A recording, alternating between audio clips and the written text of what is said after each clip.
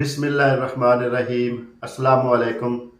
जी तो दोस्तों, मेरी आज की वीडियो का टॉपिक आज़रबैजान में हॉस्टल के रिलेटेड है, स्पेशली गर्ल्स हॉस्टल।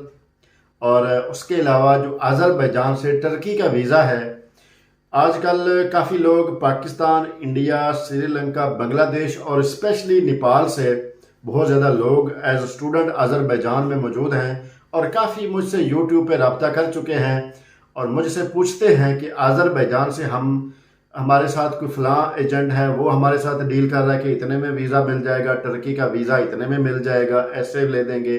तो ये मेरी वीडियो जो है आज़रबैजान में स्पेशली हॉस्टल के रिलेटेड है। मेंस हॉस्टल और गर्ल्स हॉस्टल, ये दो एक सेपरेट हॉस्टल्स हैं और एक टर्की का वीज़ा। तो सबसे पहले शुरुआत करता हूँ जो आज़रबैजान में मेंस हॉस्टल हैं, जेंट्स हॉस्टल हैं। पहले तो यूं था कि हर गली में, हर स्ट्रीट में आज़रबैजान बाकू में आपको कहीं ना कहीं किसी न किसी पाकिस्तानी का, इंडियन का या फिर श्रीलंकन का आपको हॉस्टल मिल जाता था। अब चूँकि काफ़ी चीज़ें आज़रबैजान में बदल रही हैं, इस वजह से तो काफ़ी हॉस्टल जो हैं वो ख़त्म हो चुके हैं, सेल हो चुके हैं, बंद हो चुके हैं। और उसके अलावा काफ़ी ऐसे बिज़नेस हैं जो कि ठप हो चुके हैं। लेकिन आज़रबैजान में अभी भी जो विजिटिंग पॉइंट ऑफ व्यू से लोग आते हैं, विजिटर हजरात, वो बहुत ज़्यादा तादाद में आ रहे हैं। और उसके अलावा स्टूडेंट जिनमें मेल भी हैं, फीमेल भी हैं। और काफ़ी हद तक काफ़ी लड़कियां ऐसी थीं जो अकेली आती थीं और उनकी वजह से, अकेले आने की वजह से फिर उनको महंगी रिहाइश लेना पड़ती थी। उनका भी जो है वो मसला सॉल्व हो गया है।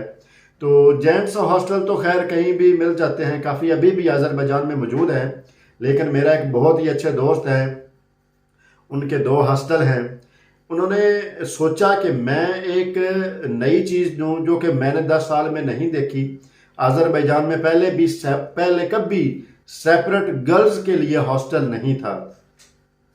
तो उन्होंने पहले बनाया हुआ था जेंट्स हॉस्टल 28 मई मेट्रो, 28 मई मॉल की बिल्कुल साथ जो एक बिल्डिंग है उसके पीछे वाली बिल्डिंग में। तो जो लोग भी स्टूडेंट हैं उनको स्पेशल ऑफर मिल जाएगी। एज ए स्टूडेंट उनको डिस्काउंट मिल जाएगा पर मंथ के हिसाब से। और सबसे बड़ी बात, जो लोग स्टूडेंट होते हैं, विजिटर हजरात होते हैं, ना स्टूडेंट का दिल करता है खाना बनाने के लिए, ना विजिटर हजरात का दिल करता है कि हम कहीं विजिट प्लान पे जाएं और हम वहां पे जाके खाना बनाएं। तो इन दोनों हॉस्टल्स में, जेंट्स हॉस्टल में और गर्ल्स हॉस्टल में, खाने की भी सहूलत मौजूद है। आपको मेस भी मिल जाएगा, आपको खाना बना बनाया मिल जाएगा। और जो एक मेन्यू होता है वीकली, उस वीकली मेन्यू के साथ। तो ये एक बहुत ही अच्छा यानी उसने स्टेप लिया है।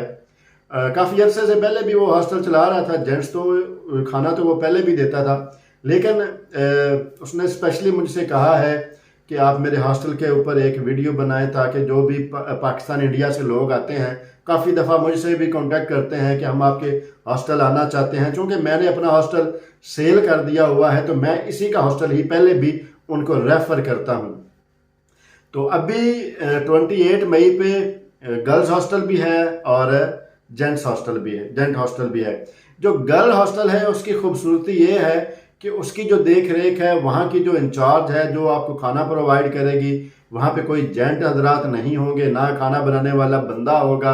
वहाँ पे लेडी है, उसकी एक एम्प्लॉई है जो कि उस हॉस्टल को मुकम्मल देखेगी, खाना बना के देगी, उस हॉस्टल की सफाई करती है। मतलब जो भी एडमिनिस्ट्रेशन का काम है वो औरत ही उसको यानी सारा कंप्लीट करती है। तो जो भी लेडीज़, जो भी लड़कियां आज़रबैजान में एज स्टूडेंट हैं या फिर किसी न किसी वजह से अकेली रह रही हैं और वो चीप रिहाइश चाहती हैं और फिर उनको प्रोटेक्शन भी हो, तो वो मैं उनका नंबर ये मेंशन कर दूंगा नीचे डिस्क्रिप्शन में। तो वो नंबर उनका ले सकते हैं और उनसे कांटेक्ट कर सकते हैं। बहुत ही चीप रेट हैं स्टूडेंट्स के लिए। स्पेशल ऑफर है आई थिंक 7 मनात पर डे के हिसाब से। और उसके अलावा जो खाना है वो भी तकरीबन $5 से $7 में या $10 में, वो भी आपको सारी डिटेल में नंबर साथ में कर दूंगा, लिख दूंगा, तो आप उनसे रब्ता कर सकते हैं। और जो लोग नए स्टूडेंट आना चाहते हैं वो भी इनसे कांटेक्ट कर सकते हैं। उनको सस्ती रिहाइश, खाने के साथ, और जो सबसे बाकू का बेहतरीन हब है जो सिटी सेंटर एरिया है, जहाँ पे आपको मेट्रो भी मिलेगी, जहाँ पे आपको मेट्रो बसेस भी मिलेंगी, आपको लोकल बसेस भी मिलेंगी, आपको टैक्सीज भी मिलेंगी। यानी वो एक ऐसी प्लेस है जहाँ पे आपको मेट्रो भी मिलेगी, बिजनेस प्लेस भी मिलेगी, यूनिवर्सिटीज़ भी हैं। और अगर कोई किसी की यूनिवर्सिटी थोड़ी दूर है या कहीं और है तो यहीं से सभी रास्ते जाते हैं जो कि करीब करीब हैं। सभी यूनिवर्सिटियां इस पॉइंट के 28 मई मेट्रो स्टेशन के पास। बहुत सी यूनिवर्सिटियां 28 मई मेट्रो के पास हैं और बहुत सी इससे थोड़ी सी वाइड हैं, लेकिन यहीं से सभी रास्ते जाते हैं। मेट्रो की तरफ से भी, जो अंडरग्राउंड मेट्रो चलती है ट्रेन, उसके हिसाब से भी, और जो मेट्रो बसेस जाती हैं उसके हिसाब से भी।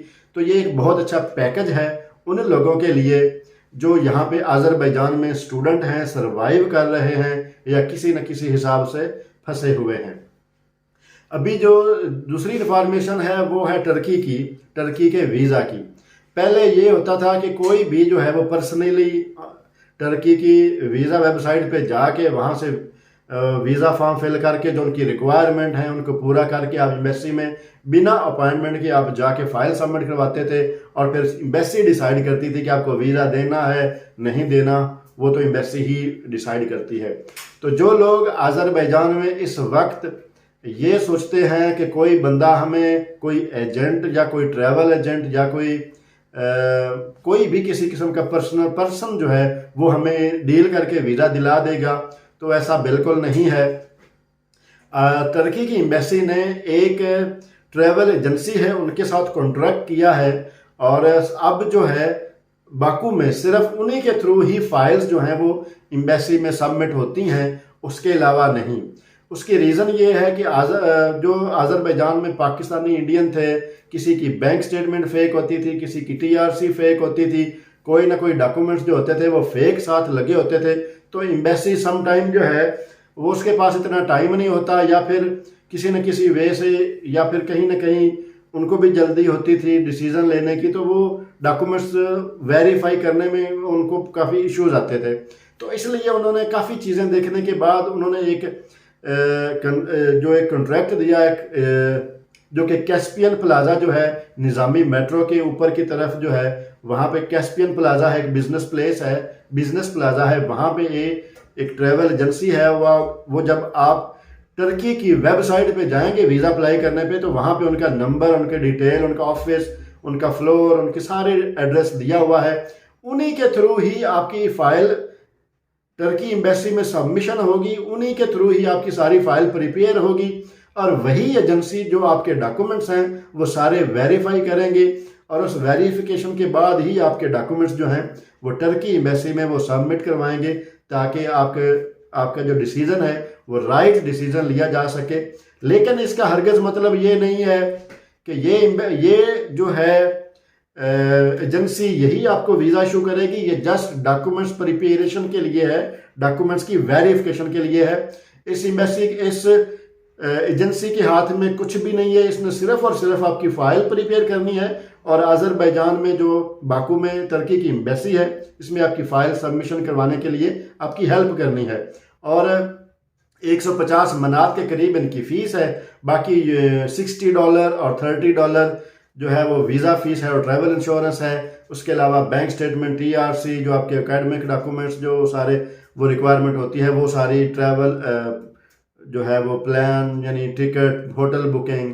तो यानी कि ये सिर्फ और सिर्फ एक प्रोसीजर है जो कि वो एजेंसी करके आपकी फ़ाइल एम्बेसी में सबमिट करवाएगी। बाकी डिसीज़न जो है वो सिर्फ और सिर्फ एम्बेसी ने लेना है। ना कोई पर्सन आपको वीज़ा दे सकता है, ना आपको कोई वीज़ा देगा। बहुत से दोस्त मुझसे कांटेक्ट कर रहे हैं, स्पेशली नेपाल से, कि हमें फ़लाँ बंदा जो है वो वीज़े की ऑफ़र करवा रहा है कि हम टर्की का वीज़ा आपको दिला देंगे। तो मैंने फिर सोचा कि ये इन्फॉर्मेशन भी शेयर कर देनी चाहिए, ताकि वो जो लोग इन चीज़ों में इन्वॉल्व हो रहे हैं और शायद उनका कोई पैसा बच जाए और उनकी बचत हो जाए, क्योंकि अप्लाई इसी चैनल के थ्रू होनी है, जो कि वो ख़ुद भी वहाँ पे जाके उनसे कांटेक्ट करके या ऑनलाइन उनको सर्च करके जाके कांटेक्ट करके आप अपना केस जो है वो सबमिट करवा सकते हैं, ताकि आप अगर टर्की आना चाहते हैं तो आप अपना वीज़ा ले सकें विज़िट के लिए। ठीक है दोस्तों, मिलते हैं नेक्स्ट व्लॉग में, तब तक के लिए अल्लाह हाफिज़।